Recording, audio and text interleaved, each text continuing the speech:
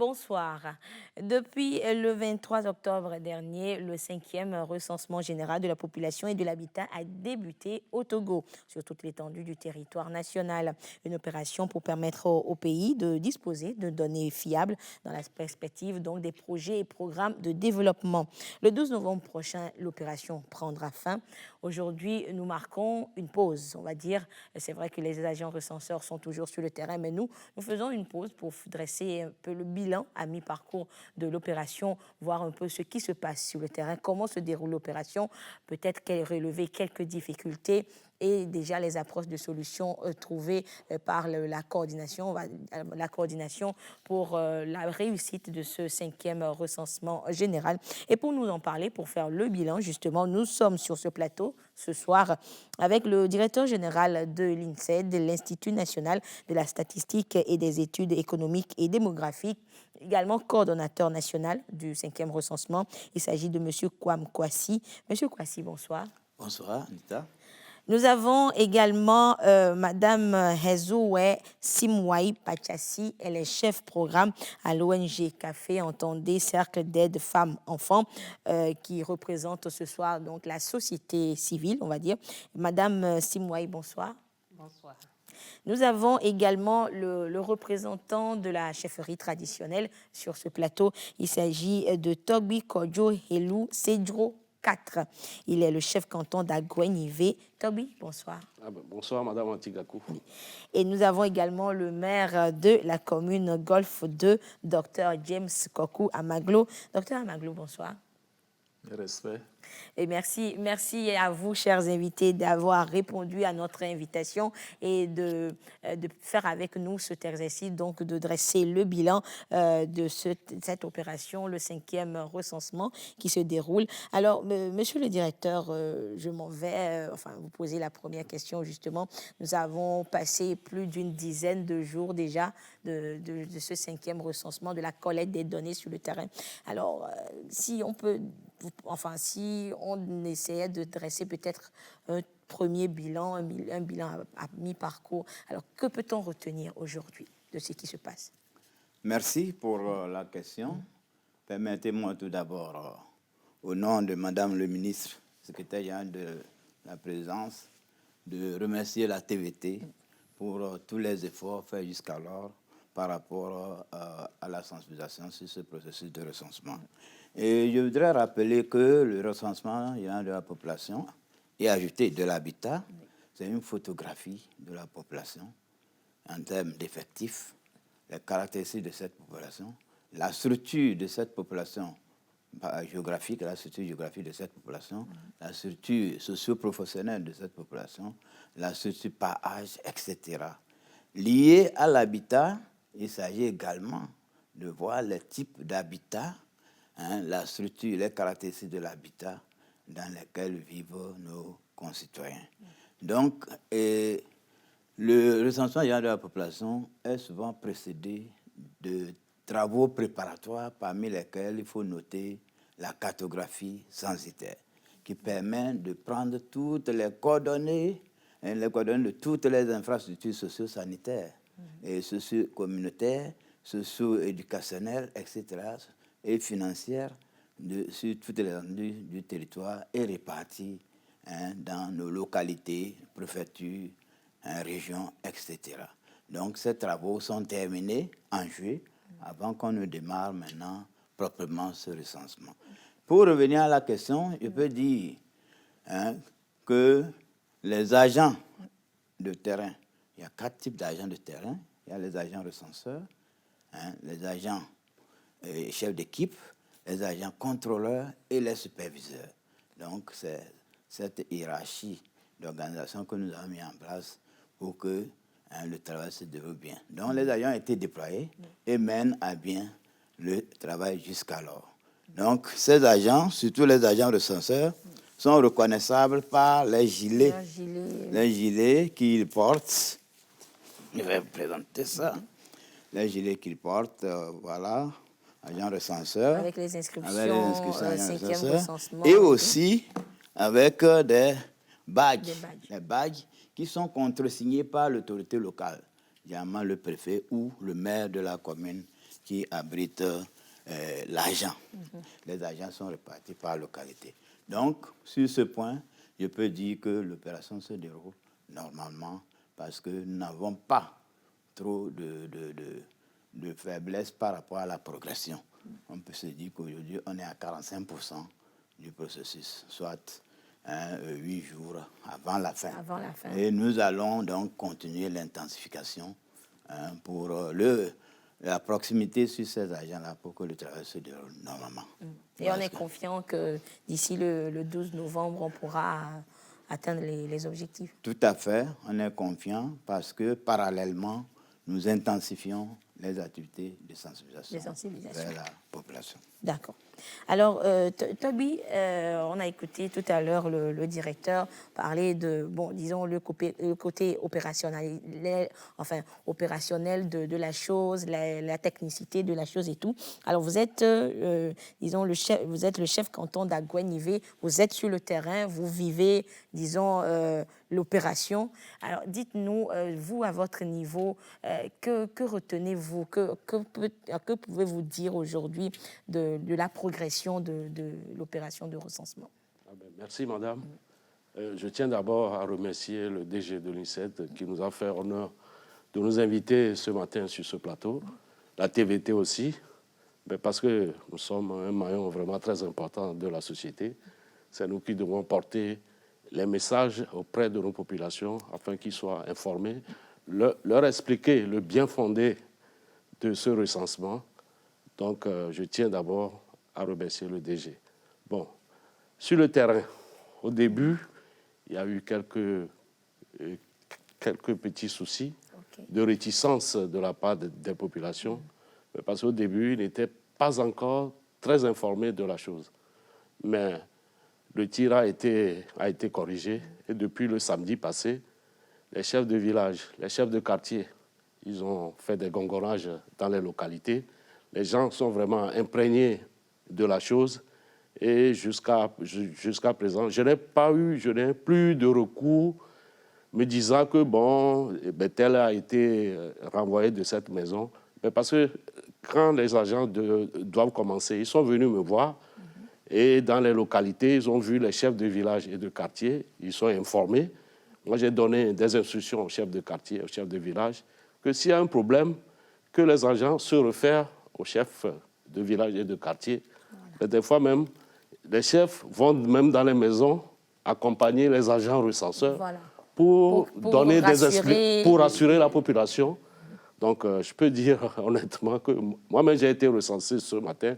Les questions qui m'ont été posées, vraiment, je ne trouve pas vraiment beaucoup d'inconvénients, à part quelques questions concernant le loyer que je peux donner à ma maison, bon, ce qui peut amener certaines réticences, mais bon. Bon, moi, étant sensibilisé, dès le départ, bon, moi, je sais que, bon, vraiment, ça ne fait pas vraiment tic, bon, dans ce processus. Donc, je pense que ça devait aller. Je suis confiant, je suis optimiste, ça va aller. OK. Donc, voilà, donc pour Toby Sedjo. Alors, monsieur le maire, on a compris avec les explications du directeur général de l'INSED que voilà, les agents recenseurs, leur badge avait la signature des fois des maires, des fois des préfets. Alors, dites-nous, au niveau de la commune Golfe 2, comment vivez-vous l'opération de recensement? Avant d'aller à l'essentiel, je voudrais saluer l'opportunité et l'utilité de cette rencontre qu'on peut qualifier de point à mi-parcours. Oui, sur votre plateau de la TVT. Merci pour la présence du directeur et de Toby. Je n'oublierai pas ma sœur non plus parce que c'est des acteurs de ce recensement. L'essentiel est dit, il y a quelques difficultés. Nous, on a cru qu'on s'est impliqué à fond, les CDQ, les chefs, les leaders d'opinion, on s'est impliqué. Mais au démarrage, on a senti qu'il y a le feedback qui revenait, on a senti que ce n'était pas suffisant. Mais ce qui, moi, particulièrement fait plaisir, c'est que des fois, les chefs de ménage appellent le maire. Est-ce que c'est vos envoyés? c'est quelque chose. Ça veut dire qu'ils sentent qu'il y a la décentralisation, qu'il y a un rôle à jouer. Voilà. Et quand on dit oui, mais des fois, les questions sont si pointues qu'on dit que mais ils veulent cette réponse-là. Pourquoi faire? On m'appelle. Et tout ça m'a fait plaisir pour dire que les communautés à la base savent qu'il y a un lien entre les chefs, les maires, les conseillers, tout ça, les CDQ, pour qu'on puisse avancer. Donc, à partir de ce petit état d'esprit, je suis convaincu que ça va démarrer. Et ça a démarré un peu difficilement, mais maintenant, il me semble qu'on a atteint la vitesse de croisière. Moi, j'ai été recensé. On est venu chez moi. Après avoir reçu des coups de fil, j'ai vu certaines questions qui étaient un peu pointues. Voilà, et vous avez compris pourquoi... Il fallait savoir comment les présenter pour avoir la même réponse. Ce n'est pas le libellé de la question textuellement qu'il faut dire partout, mais c'est l'esprit, et un peu la lettre aussi, et puis on a la réponse. Mais moi, je suis confiant, comme l'a dit tout à l'heure Togbi, nous sommes en orbite. D'accord, ok. Donc, justement, cette émission, elle est faite justement pour peut-être éclairer la population sur justement ces différentes questions qu'on pose. On va essayer de donner peut-être des exemples, monsieur le directeur, pour que voilà, les populations soient, enfin, celles qui ne sont pas encore recensées, s'apprêtent, commencent à faire les exercices en attendant que les agents recenseurs n'arrivent. Mais avant de vous donner la parole, monsieur le directeur, alors, madame Simouaï, vous, en tant que représentante de la société civile, alors quels sont les retours que vous avez déjà eus par rapport à ce 5e recensement-là? Merci beaucoup pour l'opportunité que nous avions en tant que de représenter d'abord la société civile et aussi de participer à ce bilan mi-parcours du recensement, du 5e recensement général de la population et de l'habitat. Oui. Et comme mes prédécesseurs l'ont déjà dit, je crois que le recensement, il faut dire que d'abord, le gouvernement togolais a salué parce qu'il n'y a pas eu de report par rapport à la planification de ce recensement. Les dispositions ont été prises par rapport aussi à la pandémie pour que le recensement puisse se dérouler normalement. Et Dieu merci, le recensement a effectivement démarré et sur toute l'étendue du territoire national. Et ça, c'est à saluer. Et aujourd'hui, nous sommes en train de faire le bilan mi-parcours. Oui, ce n'est pas sans difficulté parce que ça a commencé effectivement timidement. D'abord à cause du manque d'informations et quelquefois aussi à cause de la fausse information qui est véhiculée par certaines personnes qui fait que du coup, les agents recenseurs sont confrontés à des réticences, sinon à la méfiance de la population qui commencent par se questionner sur le bien fondé des questions qui leur sont soumises. Et du coup, ils se disent, mais est-ce que ce n'est pas pour les taxer, pour autre chose? Et ce que nous avions reçu, mais ils font déjà allusion aux taxes de l'habitat qui, entre-temps, avaient surgi et qui a fait couler beaucoup d'encre et de salive. Et donc, du coup, ça fait qu'à des niveaux, il y a beaucoup de réticences. Mais nous voulons aussi dire que par rapport à l'information, nous, en tant que société civile, nous n'avions pas été suffisamment impliqués dès le début. Et alors que nous sommes en fait l'interface entre l'administration publique et la population. Et nous sommes assez aguerris et avertis par rapport à ces communications ou sinon à la sensibilisation de proximité. Donc je pense que comme cela, surtout dans les zones rurales, où les médias font un peu, où la population n'est pas assez outillée par rapport aux médias et tout ce qui va avec. Donc, nous, société civile, c'est en fait pour ça que nous sommes là. Donc, mais Dieu merci. Et le bilan mi-parcours, parce qu'il y a quand même eu des évaluations qui sont faites rapidement, comme l'a dit le chef canton, et le tir est rectifié. La communication est en train d'être intensifiée. Et je crois que la société civile aussi est derrière. Voilà. Va jouer sa partition pour la réussite du recensement. Du recensement. Voilà. Et alors, monsieur le directeur, c'est vrai nous parlons de difficultés rencontrées au début. Alors, dites-nous, quels sont les retours? Quel est le rapport que les agents recenseurs vous ont fait? OK, merci. Avant de revenir sur la question ayant trait aux questions posées, entre griffes, Je voudrais rappeler qu'effectivement, il y a eu des refus, quelques refus. Il paraît même qu'on a chassé des agents. Oui, au début, maisons. il y a eu ça. Et il y a surtout, il y a la confusion, recensement, il y a de la population, recensement fiscal, recensement électoral. Le recensement, il y a de la population concerne toute la population, sans distinction d'âge. Le recensement fiscal, généralement, vise les unités économiques, les unités de production économique. Et le recensement électoral, c'est la population de 10 ans et plus. Donc, il y a eu ces éléments-là, mais avec des explications, les gens ont pu surmonter les difficultés parce qu'il y a cette chaîne de l'agent recenseur vers le chef d'équipe, du chef d'équipe vers le contrôleur, du contrôleur vers le superviseur et voire du superviseur vers la coordination nationale. Donc, il y a eu tout cela. En dehors de ça, c'est les intempéries climatiques, la pluviométrie, et la traversée de certains fleuves, rivières, etc. Et puis surtout, les travaux champêtres. Donc, par rapport à ça, nous développons des stratégies au fur et à mesure et nous répondons au cas par cas. S'agissant, par exemple, des travaux champêtres, il est préconisé que l'agent prenne des rendez-vous avec la population, c'est-à-dire le chef de village, gongonne, et instaure un rendez-vous à telle heure ou de telle heure à telle heure. Les agents vont passer. Donc, voilà ce que nous avons comme retour et nous essayons de remédier à cela à chaque fois que le besoin y est. Et donc, puisque ces agents sont recrutés sur la base de compétences et ont subi une formation, donc nous pensons que, malgré ces difficultés, ils arrivent à surmonter et nous sommes dans l'espérance des objectifs que nous attendons d'eux. D'accord. Alors, parlons justement du travail des agents recenseurs sur le terrain. Nous avons notre équipe au niveau de Dapan a suivi, disons, la journée d'un agent recenseur dans les savanes, justement. Alors, nous allons vous proposer ce reportage sur le quotidien d'un agent recenseur dans les savanes et nous revenons sur ce plateau. Et c'est un reportage signé Gérard Lagoudou. Quartier de Komboloaga. Il est 16h dans la ville de Dapaon. Nous sommes dans la commune de Tone 1. Dans sa mission d'agent recenseur du RGPH5, Panam a impérativement marqué un arrêt consacré à la concession de Wonalare. Présentation en langue locale Moba.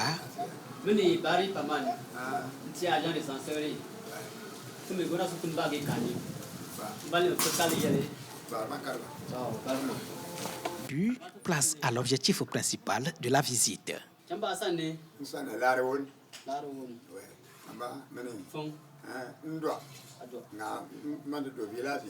Retraité il y a 30 ans, le septuagénaire n'a pas manqué de réponses au questionnaire de l'agent recenseur. Il m'a posé certaines questions. Ma naissance, ma maison, où je suis né, qu'est-ce que j'ai fait, je vis avec qui. Je dis, mes enfants sont des fonctionnaires, d'autres sont au village, mais je suis avec mon Benjamin et sa famille. Ouais. Et ils ont recensé mon Benjamin et la famille. J'ai répondu en langue locale. Tout s'est bien passé, pas de problème. Une vingtaine de minutes et le tour est joué. C'est la deuxième fois que Won se prête à cet exercice dans sa vie. La première fois, ce fut en 2010. C'était vraiment très difficile. Les agents tenaient des papiers, ils écrivaient, ils effaçaient, mais actuellement, c'est avec des tablettes, ils posent des questionnaires, ils enregistrent, ça va plus vite. C'est intéressant, très très intéressant, c'est rapide. Mission accomplie et il faut toujours marquer son passage. Le Solaire a été très accueillant, il a compris l'importance du recensement.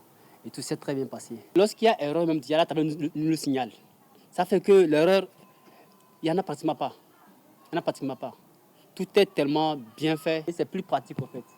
Et les données sont simultanément sauvegardées et envoyées à nos chefs d'équipe. Après ceci, Panam et son chef d'équipe reprennent le chemin. À quelques mètres de là, l'équipe préfectorale de supervision Tone sillonne la zone. Un arrêt s'impose pour s'imprégner des éventuelles difficultés rencontrées par les agents recenseurs. Alors, tout est OK. Il travaille, il s'en sort très bien. Je vous encourage à continuer dans ce sens pour qu'à la fin, vous puissiez avoir des données très fiables. De 7h30 à 19h et 7 jours sur 7 depuis le 23 octobre dernier, de ménage en ménage ou encore de concession en concession à la recherche et à la collecte des informations démographiques fiables, voilà le quotidien des 487 agents recenseurs déployés dans la préfecture de Thônes, appuyés par 143 chefs d'équipe, 33 contrôleurs, un superviseur et un administrateur. Leur mission prend fin le 12 novembre prochain. Voilà, donc une journée dans la peau d'un agent recenseur, donc du côté des savanes. Et nous sommes de retour sur ce plateau pour ce bilan à mi-parcours, justement, de ce 5e recensement général. Alors, monsieur le directeur, nous avons, disons, dans ce reportage, c'est un recensement type de tout va bien, tout s'est bien passé. Alors, d'aucuns diraient que, enfin, les gens disent que les difficultés rencontrées au début de l'opération étaient dues au manque de communication. Disons que les populations n'étaient pas tellement informées. Alors, mais dites-nous, est-ce que avant le démarrage de l'opération, il n'y a pas eu de communication vraiment? Merci encore une fois, madame. Avant le démarrage de l'opération, il y a eu assez de communication. Je voudrais signaler que, selon l'architecture qui est mise en place, en dehors de la coordination, il y a les comités locaux du recensement qui sont coiffés par les préfets dans les autres régions et les maires au niveau de Lomé. Donc, c'était les premiers points de contact clés de la population. Et je crois qu'il y a eu en fait un ralentissement en tout temps. Et la communication par rapport au démarrage, nous le reconnaissons, a démarré, disons, lentement, timidement, parce qu'il fallait une sensibilisation de proximité à travers les crieurs, c'est-à-dire le gongonnage. Et je vois que, comme le chef l'a reconnu tout à l'heure, nous avions déployé les moyens et le dispositif par rapport au gongonnage a pris, et nous pensons que nous allons poursuivre ce recensement sans trop de dégâts. Voilà ce que je peux dire. Voilà. Donc, nous avons aussi instruit les agents par rapport à la façon de poser les questions. Voilà. La façon de poser les questions. Donc, comme le suivi est régulier, certains agents et certains retours qui nous sont faits par rapport à certaines manières de poser les questions, nous les avons instruits. On ne peut pas demander directement combien de maisons vous avez, non. Il y a plusieurs façons en langue nationale, en langue vernaculaire, de poser cette question.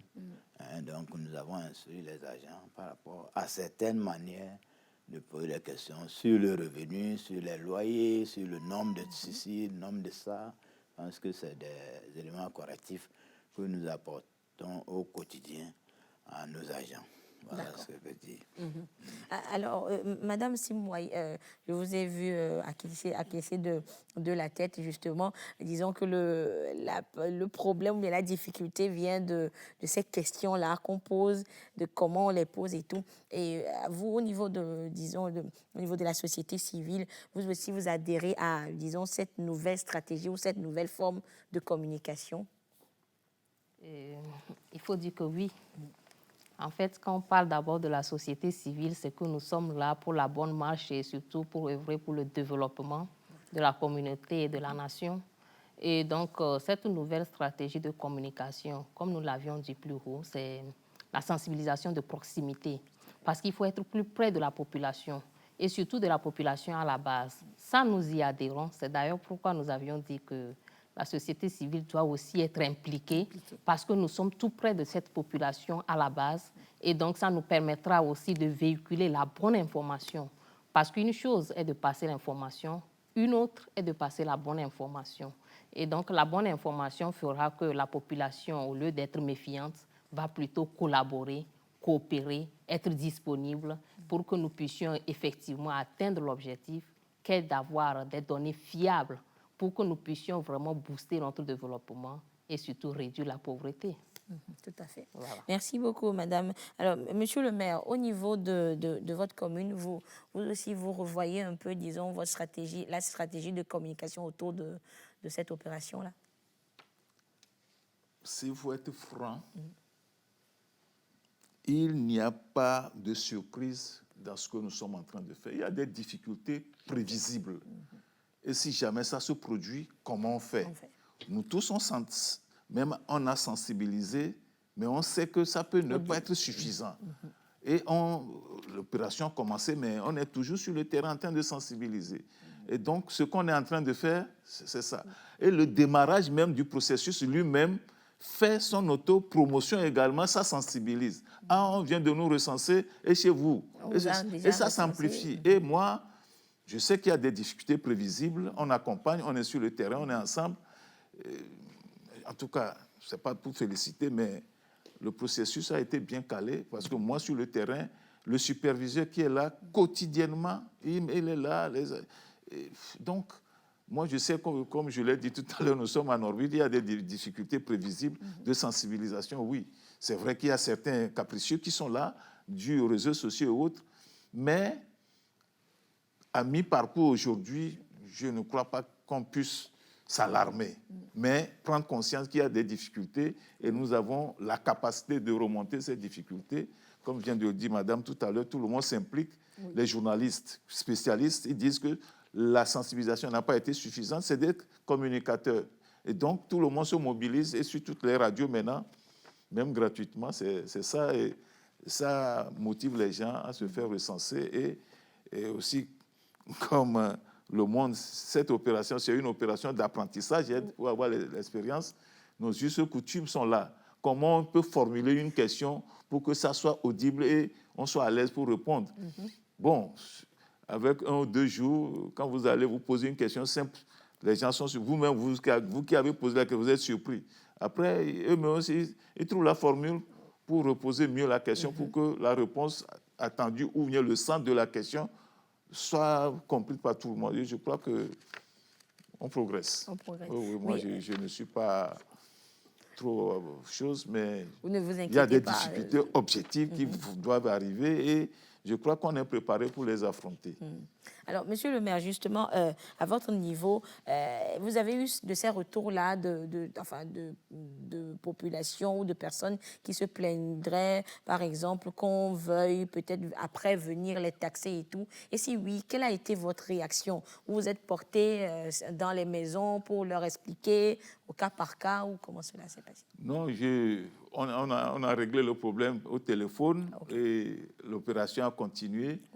Et bon, c'est les agents que moi j'essaie de croiser pour les sonder, pour voir quelles sont les difficultés, est-ce nous devons intervenir ou pas. Bon, la plupart du temps, ils s'en sortent. Nous avons cette chance que le Golfe 2, c'est vrai que c'est densément peuplé, mais en termes de territoire, c'est assez petit.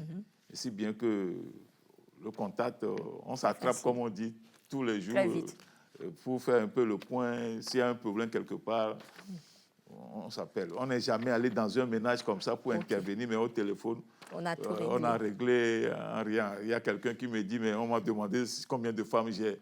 Il veut prendre la seconde. Et on a ri. Et puis... Et vous lui avez expliqué le bien fondé on voulait voir... La polygamie est là, est-ce que c'est tout? Quelqu'un, on veut connaître ma date de naissance, il veut faire quoi avec? Non, je dis c'est pour avoir votre âge, c'est pour avoir les catégories, et personnes âgées, ainsi, et bon. Et puis on a ri, et puis voilà. Les gens ont compris, mais c'est seulement la tournure de certaines questions. Voilà, et comment puis, poser les questions. Les personnes très âgées, c'est des jeunes qui viennent leur poser des questions comme ça.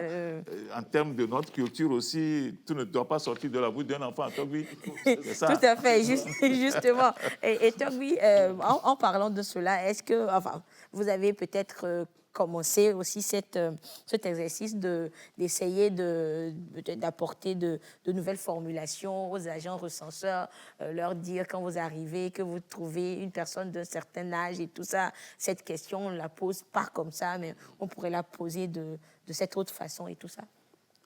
Sincèrement, aujourd'hui, j'ai reçu un agent recenseur, c'est une dame. Vraiment, moi personnellement, les questions qui m'ont été posées, je ne trouve aucun inconvénient. En 20 minutes, on a bouclé la chose. Au début, j'entendais des gens dire ils ont fait 45 minutes, 50 minutes. Donc, je pense qu'eux-mêmes, ils ont dû revoir la stratégie de comment poser les questions. Donc, de ce côté-là, depuis le samedi passé, moi, je n'ai plus de retour de la part des agents recenseurs qui ont tous mon numéro de téléphone et de la part aussi de mes chefs de village et de quartier. Je leur ai dit, s'il y a un problème quelque part, ils n'ont qu'à m'appeler personnellement, on va essayer de régler ça. Donc, je pense que l'INSEE même a élaboré une autre stratégie de la pose des questions. Je partais ce matin quand la dame est arrivée. Moi, je pensais qu'on allait faire 1 heure, mais bon, 20 minutes, on a tout bouclé. Donc, je pense qu'ils ont fait un travail un travail stratégique pour pouvoir... ils se sont réadaptés à la pose des questions. Donc, vraiment, bon, je tiens sincèrement à saluer les agents recenseurs aussi. Mais parce que moi, je ne suis jamais à la maison. Ils ont dû savoir que je ne suis jamais à la maison. Voilà. Et ce matin, ils ont calé. Ils ont trouvé le bon moment. Tout juste le bon moment pour arriver. Sinon, tout autour de moi, ils sont venus. Donc, tout se passe bien. D'autant plus que je n'ai plus de retour. Voilà. Les chefs, je les ai reçus le samedi passé. J'ai 39 localités. Donc, je leur ai dit, s'il y a un problème quelque part, appelez-moi. Donc... D'accord. Alors justement, Togbi, vous avez été recensé. Peut-être ce n'est pas mon cas ni le cas de madame pour le moment. Alors dites-nous, parce que c'est vrai que les Togolais évoquent ces questions-là qui seraient, bon, on va dire un peu tendancieuses quand on vous demande quand est-ce que vous êtes marié, à quel âge vous êtes marié. Alors Togbi, dites-nous, quels sont les types de questions qu'on vous a posées aujourd'hui? Bon, on m'a demandé à quel âge je me suis marié. Donc, c'est pour voir mon niveau de bien-être. Quelqu'un qui se marie très tôt, bon, il faut avoir vraiment les moyens avant de se marier. Il faut avoir une maison, il faut avoir tout ça là. Donc, s'ils ont ces genres de questions, c'est pour avoir une certaine... je ne sais pas comment dire. Une certaine fiabilité et le degré de bien-être de la population. S'il y a des gens qui se marient très tard, bon, c'est pour une raison ou une autre. Voilà. Et ça aussi, on va déterminer aussi voilà, le nombre de personnes, le pourcentage de la population. Et en plus, ces questions ne sont pas posées par hasard.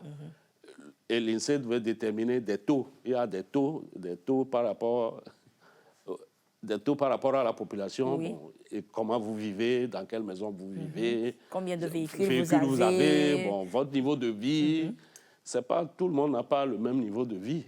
Donc, sur ces calculs-là, on fait des taux pour pouvoir corriger les tirs et initier des actions de développement à l'endroit de la population. De la population, justement. Merci beaucoup, Togbi. Alors, directeur, je reviens à vous. Et bon, c'est vrai que nous traînons un peu sur ces questions posées et tout, parce que d'aucuns disent est-ce qu'il arrive aux agents recenseurs qu'on leur demande, par exemple, si vous posez la question à quelqu'un, à quel âge vous êtes marié, pour que la personne demande qu'est-ce que vous voulez en faire, et que les agents recenseurs aient les réponses justement à ces questions des populations.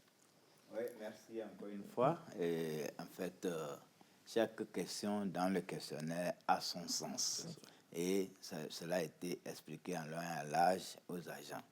Si je reviens sur la question de à quel âge vous êtes marié, ça permet quand même d'avoir la structure maritale de la population. Ça permet de voir est-ce qu'il y a une proportion d'individus qui se sont mariés à un âge jeune, à un âge assez avancé ou à un âge intermédiaire. Vous voyez, ceci nécessite des actions envers les femmes, les enfants, etc. Et ça permet d'apprécier la nuptialité. Si je reviens sur le nombre de véhicules que vous avez, le nombre de maisons, le nombre de maisons, c'est pour apprécier un peu le niveau de vie de la population. Et je rappelle que statistiques issues d'un recensement de la population sont protégées par la loi de 2011, de juin 2011. Nous ne publions pas des résultats sans anonymiser. C'est-à-dire, on ne peut pas dire tel a eu ceci. Non. On ne peut pas dire que, par exemple, si je prends un exemple, Togbi a dit qu'il a 3 voitures, il a 5 maisons et tout cela. Juste après le dénombrement, après avoir enrôlé les gens, on oublie même le nom, on oublie même certaines variables, certaines informations. On sort des tableaux statistiques sans dire, voilà, vous avez tel niveau de revenu. Non, c'est la proportion, le pourcentage des gens ayant ce revenu, ayant tel nombre d'enfants, ayant tel nombre de maisons, pour apprécier quand même le niveau de vie de nos populations et pour appeler à des actions de développement. Il faut le préciser justement. Alors, monsieur le directeur, dites-nous, qui recense-t-on? Qui peut être recensé aujourd'hui? Le recensement touche toute la population résidant au Togo, quel que soit l'âge et quel que soit le sexe. Et quel que soit l'âge, quel que soit le sexe. Ça touche toute la population, y compris même les communautés étrangères vivant au Togo. Donc, tout le monde est appelé à se faire recenser pour que personne ne soit laissé pour compte. En évitant de se faire recenser, on réduit les nombres ou les pourcentages ou bien les fréquences des individus par rapport à certains biens, à certaines infrastructures socio-communautaires.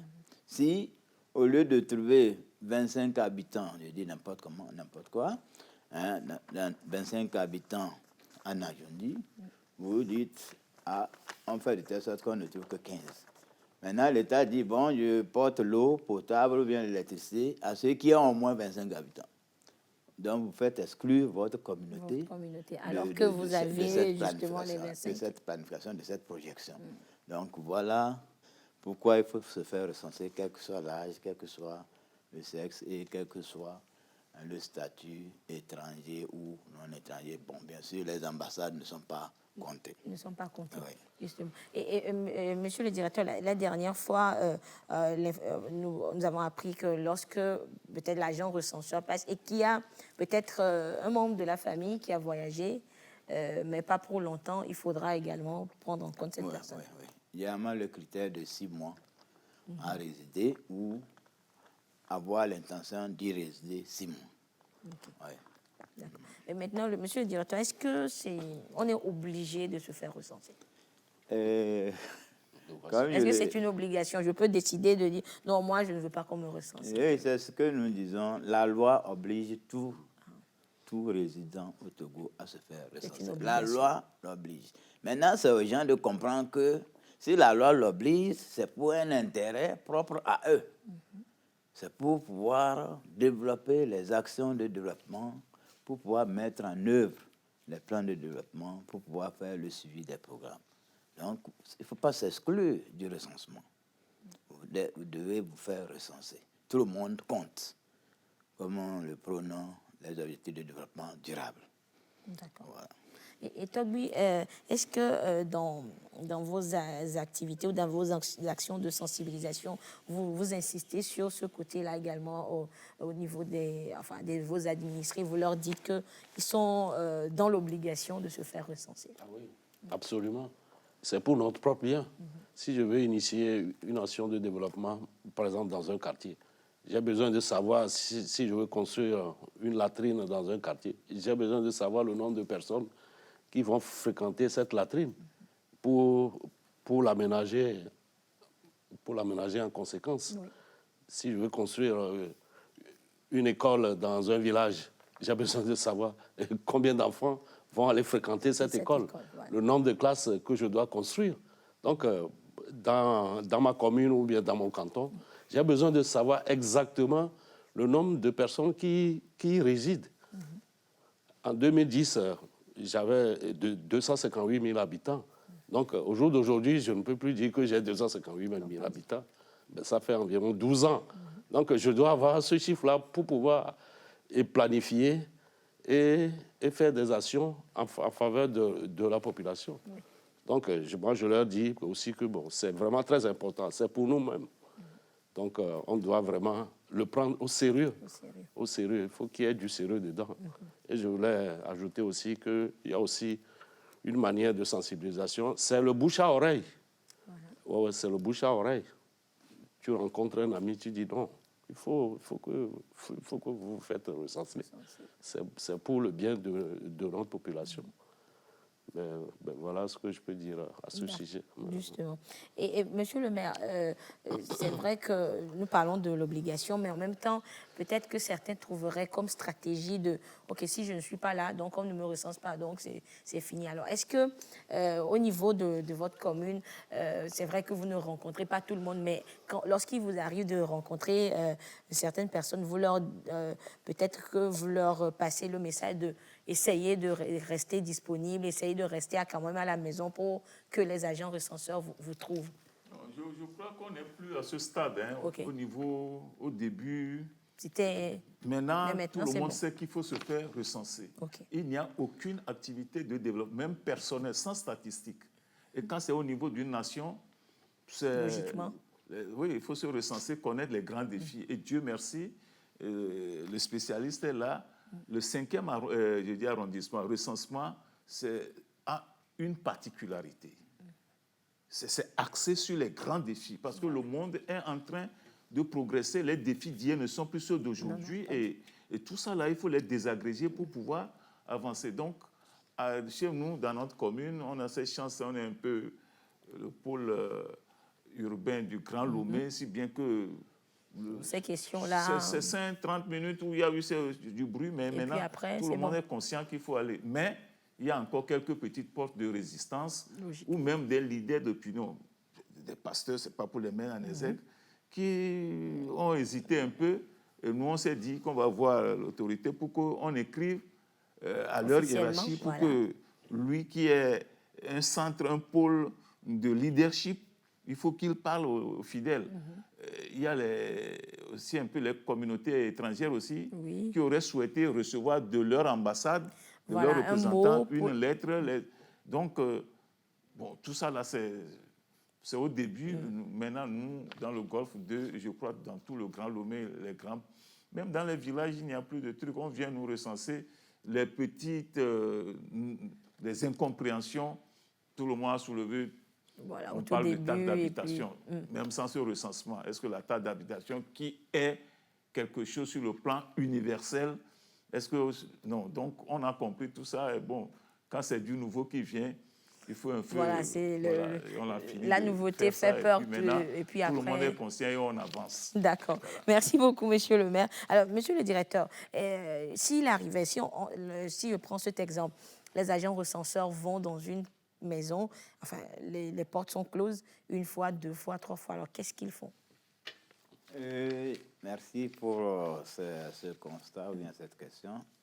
En réalité, il est demandé d'effectuer plusieurs passages. Jusqu'à ce qu'on ne trouve la personne. C'est pourquoi la période est relativement longue. Okay. Plusieurs passages. Et, comme le Togo l'a dit, de bouche à oreille, s'assurer si la concession est habitée ou non.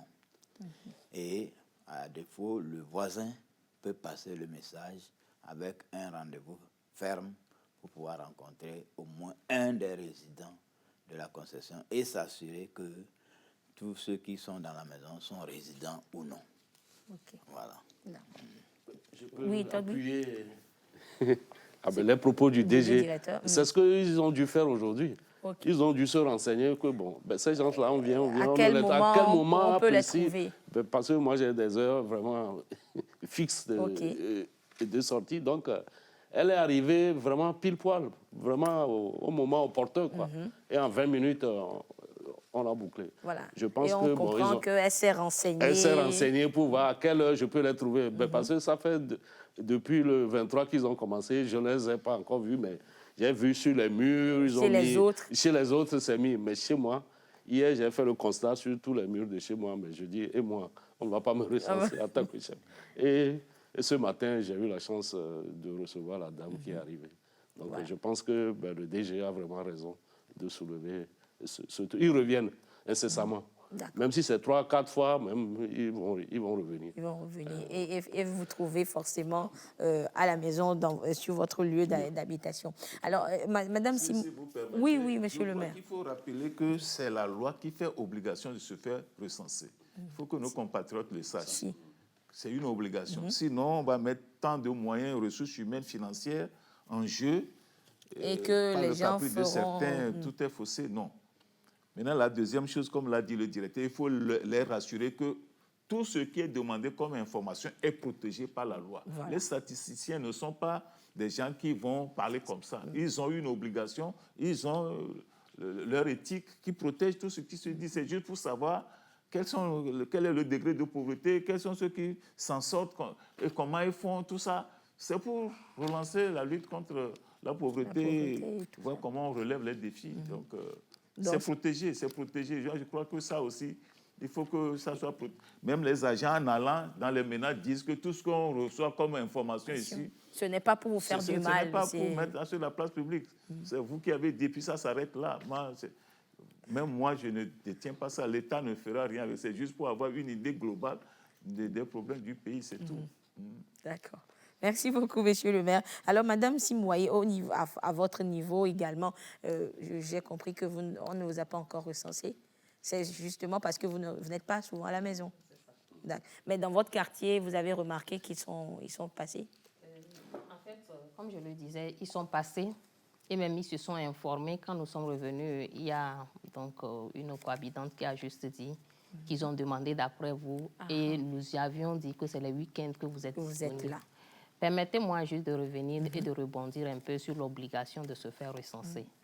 En fait, il s'agit de la loi portant organisation de l'activité statistique du Togo, surtout à l'article 12, qui dit que les personnes physiques et morales sont tenues de répondre avec exactitude aux questionnaires, des enquêtes et recensements. Je m'arrête là.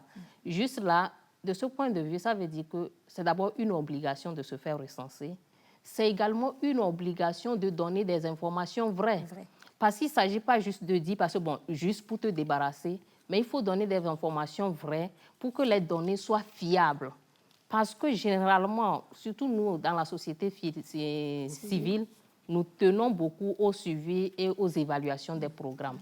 Si les données ne sont pas fiables, donc nous profitons de l'occasion pour dire juste à la population qu'avec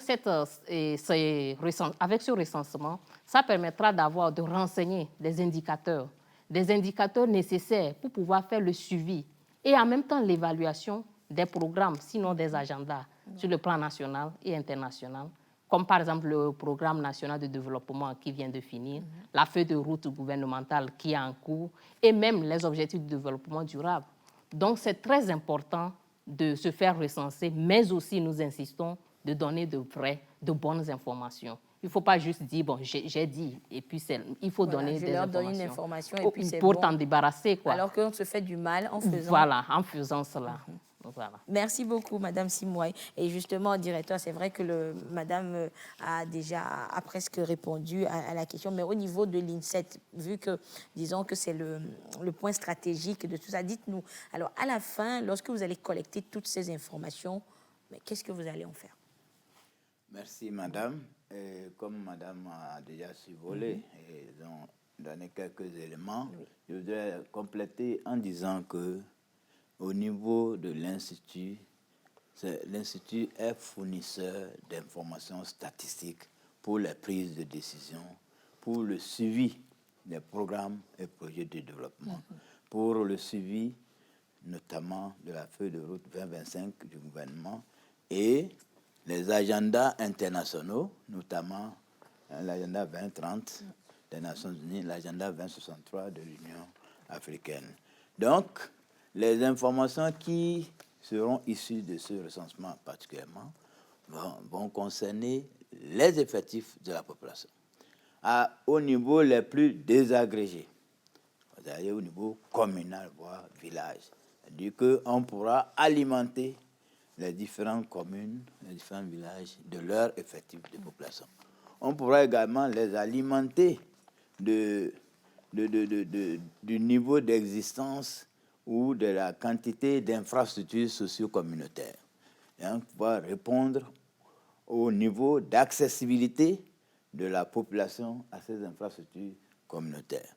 Et pour ce qui nous concerne, cela nous permettra de disposer de cartographie pour l'ensemble des localités et de disposer d'un système d'information géolocalisé des infrastructures sanitaires et enfin de disposer d'une base de données pour les enquêtes futures. Un recensement est coûteux et le recensement couvre toute une population d'un pays donné. Maintenant, pour des études ponctuelles, pour des études ciblées sur les conditions de vie, par exemple des ménages, des études ciblées sur la pauvreté, des études ciblées sur l'accessibilité à l'eau, à l'électricité, il faut procéder par un sondage. Donc, c'est une base de données qui va permettre à l'Institut de répondre aux besoins ponctuels lorsqu'il s'agit d'un domaine spécifique pour apprécier le niveau de vie de la population, les conditions de vie de la population. Voilà ce que je peux dire. Merci beaucoup, monsieur le directeur. Donc, nous comprenons, disons, l'objectif principal de ce recensement-là, de cette collecte de données. Et nous sommes pratiquement arrivés à la fin de cette émission bilan à mi-parcours donc de ce 5e recensement. Mais avant de vous laisser repartir, chers invités, nous allons faire le traditionnel tour de plateau, histoire de recueillir peut-être vos derniers appels, vos derniers conseils, vos appels lancés à l'endroit des populations. Alors, nous allons commencer avec vous, monsieur le maire. Alors, si vous avez peut-être un dernier mot à l'endroit des téléspectateurs ce soir. Merci. De profession, je suis médecin. Oui. Un bon diagnostic permet de faire un bon traitement. Tout à fait. Le recensement, pour moi, c'est le diagnostic pour connaître les vrais problèmes. Nous sommes à l'heure de la décentralisation au Togo, un défi que l'autorité suprême s'est lancé, qui est un défi pour nous les élus locaux, un défi pour les communautés. Et je crois que ce recensement, c'est opportun, qui nous dira tous les problèmes, de nos atouts, les menaces, les obligations de l'autorité suprême en termes de transfert de moyens pour accompagner les compétences qui ont été transférées, pour que les communautés à la base aussi sachent que dans notre commune, voilà nos richesses, voilà nos atouts, voilà nos ceci, et qu'est-ce qu'on met tout ça ensemble pour pouvoir avancer. Et moi, je crois que il faut tout faire pour que les informations données soient les plus justes possibles, parce que ce n'est des informations contre personne, mais c'est pour évaluer nos difficultés, nos atouts, nos faiblesses, pour qu'on puisse avancer. Merci. Merci beaucoup, Dr James Kokou Amaglo. Je rappelle donc que vous êtes le maire de la commune Golfe 2. Alors, Toby, votre mot de fin. Merci. Moi, je vais plagier sur le document de l'INSEAD. Se faire recenser est un devoir civique. C'est comme respecter le drapeau national. Voilà. Fais-toi recenser parce que tu comptes. Tout le monde compte, alors on compte sur vous. Ouvrons nos portes au recensement. Toutes les informations collectées par le RGPH 5 sont confidentielles. Voilà. Merci. Merci beaucoup, Toby Kodjo Helou Sedjo 4. Disons que le message il est clair. Toby, donc, qui est le chef canton d'Agoué-Nivé. Alors, Madame Simouaï, votre mot de fin. Merci. Et chaque citoyen est appelé à réserver un accueil chaleureux aux agents recenseurs et surtout à fournir des informations précises parce que, comme l'a déjà dit, cela permettra en même temps d'évoluer dans la mise en œuvre du processus de décentralisation et du développement local, ce qui permettra de mieux lutter contre la pauvreté. Je m'en vais juste dire aux citoyens togolais qu'en tant que Togolais, nous sommes reconnus pour notre accueil chaleureux que nous réservons aux invités et aux étrangers. Donc, nous ne doutons du tout pas de l'accueil qui serait réservé à tous les agents pour la réussite de ce 5e recensement général de la population et de l'habitat. Merci. Merci beaucoup, Madame Hezoué Simouaï Bachassi. Je rappelle donc que vous êtes chef programme à l'ONG Café Cercle d'aide femmes-enfants. Monsieur le directeur, nous allons terminer avec vous. Alors, peut-être votre appel lancé encore à l'endroit des populations ce soir. Merci beaucoup. Avant d'aller aux appels, je voudrais dire que le recensement général de la population 5e édition a la particularité d'utiliser des tablettes. L'avantage, c'est pour réduire le temps de traitement des données et donc pour pouvoir vite, rapidement fournir les informations nécessaires aux décideurs. Donc, dans ce contexte, mon appel, c'est d'exhorter la population à ouvrir ses portes à nos agents recenseurs, à leur donner les informations vraies. Et comme le docteur l'a dit, il faudrait que chacun de nous s'y mette. Et les bonnes volontés manifestes au niveau des organisations des médias se sont également engagées. Nous les sollicitons davantage pour contribuer à la mobilisation de cette population. Et donc, c'est pour moi l'occasion de remercier également tous les acteurs nationaux et les partenaires techniques et financiers qui accompagnent le gouvernement dans cet exercice. Donc, je dis enfin que ensemble, planifions un meilleur avenir grâce au recensement général de la population 5e édition au Togo. Je vous remercie.